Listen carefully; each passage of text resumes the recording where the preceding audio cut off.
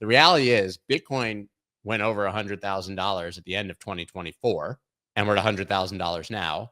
Ethereum was trading higher at the beginning of the year. Solana was trading much higher at the end of the year than it is now. And we know that every other altcoin is down bad, like, 80%, 70%, 40%. So if in the calendar year of 2025, Bitcoin is completely flat, not even outpacing inflation, as he points out here. Literally, if you bought it and didn't do anything in between, you're not even outpacing inflation right now if you bought it at the beginning of the year. And altcoins are down. Have we been completely wrong about this being a bull market? Yes.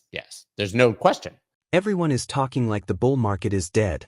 But Bitcoin is still holding its most important trend line. Countries are quietly adding BTC to their reserves, and the real damage from October isn't finished.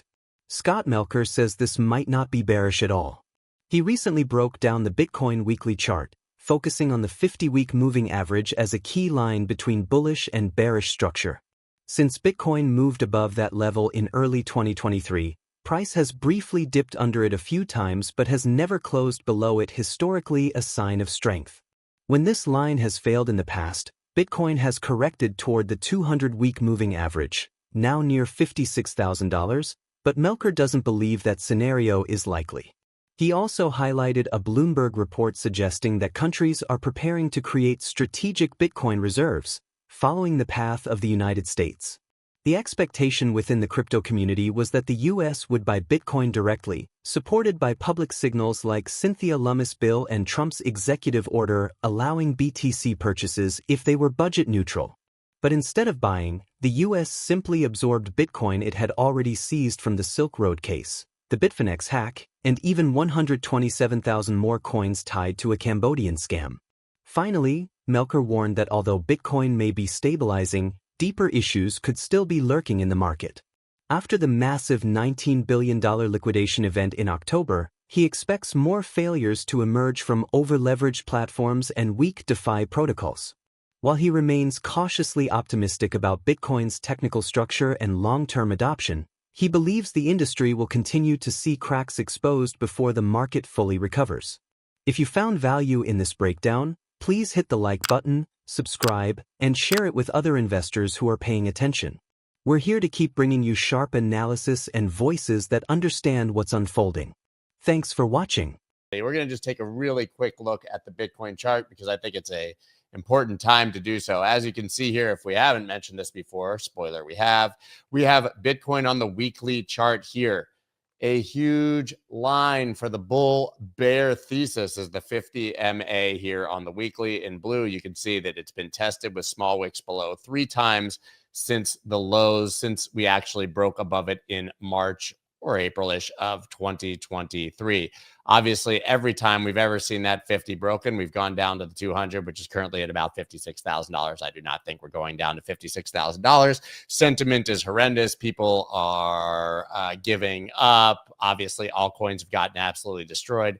I think that we're starting to see a tradable bottom here on Bitcoin. But hey, what do I know? Anything can happen. Of course, you've got my favorite indicator here, which is a line chart to get rid of all the noise with RSI. We've got the 4-hour right here with some potential bullish divergence. You can see a higher low on RSI, a lower low on price. Maybe we need to see that confirmed, but it's also there on the 6-hour. It's also maybe there on the 12-hour. And finally, it's almost there on the daily, even though we have not gotten to oversold. So I remind you guys, stop freaking out. $100,000 Bitcoin, pretty good price. Not something that has me deeply concerned as people call for the depths of a new bear market. I will talk a little bit more later about where I think we're at in the cycle. And a lot of that came from a conversation I'm releasing tomorrow with Rand Nooner. As you know, I have a couple friends who I'll occasionally record with and just talk about where we think the market is at, sort of hash out our thoughts and just record it so that everybody can benefit from it. That's coming out tomorrow, but I will talk about that a bit more in a moment. It's very clear that the whole world is going to form strategic Bitcoin reserves, much like the United States. The problem is our narrative always was that the United States will lead by buying Bitcoin. We saw Cynthia Lummis present the bill. Donald Trump had the executive order that if we could find a budget neutral way to buy Bitcoin, that we would. But what did we actually do? We took Bitcoin that we had already from Silk Road and Bitfinex, which isn't even ours, and then went over to Cambodia, grabbed another 127,000 Bitcoin because of the pig slaughtering scheme going on over there that we generally shouldn't have any right to, and made those our strategic Bitcoin reserve. So instead of buying $1 billion worth of crypto, Kazakhstan, and probably what every country will do, is just going to go ahead and seize it from people. Seems bad. Listen, I'm all for strategic crypto reserves. I'm all for governments not selling their crypto, much like that German state did last year when Bitcoin was like $50,000 or something. But getting aggressive with trying to seize people's assets to create that reserve seems like a suboptimal path for our industry that we're going on. Either way, though, I will go ahead and cheer the fact that Borat's home country of Kazakhstan, my wife, she's nice, is going to launch a 1 billion crypto reserve. Now, we're getting some alarmist takes. If we want to talk about the bear market, about the credit crisis that is looming in DeFi, Trump crypto advisor warns incoming DeFi credit crisis to trigger crash bigger than October 10th. Actually said October 10th, part 2. This is David Bailey, of course, from Bitcoin Magazine. Nakamoto, the guy who got Trump up on stage to say, fire Gary Gensler. That sounded great. You guys like that? Let me say it again. Fire Gary Gensler. But he's saying that basically under the surface in DeFi, which I have not seen much evidence of besides one collapse of a very small platform, a few stablecoin DPEGs that are not really stablecoins that you've never heard of, and of course the balancer hack, which has very little to do with it. But basically saying that there's a credit crisis growing, a DeFi credit crunch, and that we got to be careful, and another October 10th is coming. I guess we will see if that happens or not. But I do think it is fair to say that we will continue to see bodies rising to the surface from that $19 billion liquidation event in October. Scott Melker argued that one major reason Bitcoin has been stuck near the $100,000 level is the ongoing U.S. government shutdown, the longest in history. With regulators understaffed, legislation frozen, and ETF approvals slowed, he said the shutdown is suffocating progress just as the crypto industry was gaining momentum. In his view, the situation has become messy and damaging, especially for anyone outside the US watching the market wait for clarity that never arrives. At the same time, Melker pointed to a recent shift in ETF flows. After 6 straight days of outflows, Bitcoin products saw roughly $240 million in new inflows in a single day, a significant reversal of sentiment. But when he stepped back and examined prices from the start of the year, the broader picture was sobering. Bitcoin ended 2024 above $100,000 and it's still around that level now. Ethereum was higher earlier in 2025, Solana was higher late last year, and most altcoins are down 40 to 80%. So, despite constant talk of a bull market, Melker noted that anyone who bought in January and simply held is not even beating inflation, while most altcoin holders remain deep in the red. Let's get back to the interview. And listen, I think a reason that we've been chopping sideways, we have Bitcoin trading right around $100,000, if we're being intellectually honest, obviously is the government shutdown, the longest of all time already. But the Senate will vote today to advance a deal aimed at ending the U.S. government shutdown. Spoiler, probably won't get it done. But either way, you can debate which party did it, who said who to what, who slapped who kissed who played 7 minutes, heaven, sit in the closet, or whatever that game was when we were kids. Doesn't really matter who's at fault. They're all at fault because our government just sucks at getting things done. But while this is happening, we can't get more movement on the Clarity Act, which sucks because that was supposed to be done already and giving us market structure.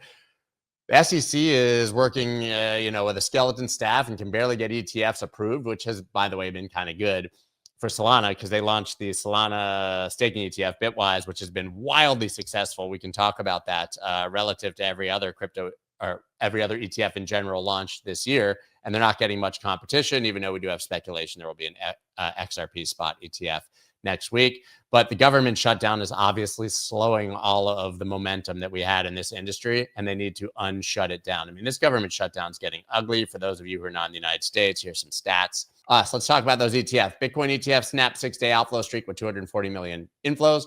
6 days of outflows over the past week or so. Not great. And now finally 240 million in inflows coming right back in just a day later. That is a good thing. And I have a tweet here, though, that I think you will find relatively interesting to follow that up.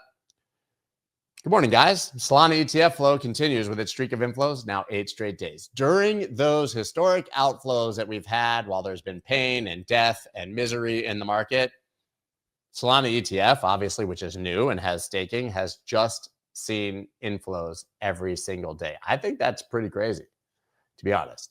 I would not necessarily have expected that to be the case, but the party just keeps going, showing that there is definitely appetite on Wall Street and beyond for assets beyond Bitcoin and Ethereum, at least exposure to them. Now, here comes this.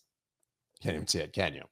Bitcoin bull run hasn't started yet. January 3rd, Samson Mao. So I don't think that this in and of itself is like incredible news or an announcement, but he said, OGs selling are overblown, those fears, and traders should focus on the next bull run rather than self-owning themselves. I don't feel self-owned. That's because I'm buying and not selling. Do you guys feel self-owned? That one hurts. Bad. But this does lead to something that I want to discuss and will be hashed out much further in tomorrow's podcast with Brand. And this was sort of, we talked for an hour and the grand conclusion at the end was this, right? You can take a look at the Wayback Machine or Corn Market Cap to the prices of January 1st or the first week of this year. The reality is Bitcoin went over $100,000 at the end of 2024 and we're at $100,000 now. Ethereum was trading higher at the beginning of the year. Solana was trading much higher at the end of the year than it is now. And we know that every other altcoin is down bad. Like, 80%, 70%, 40%.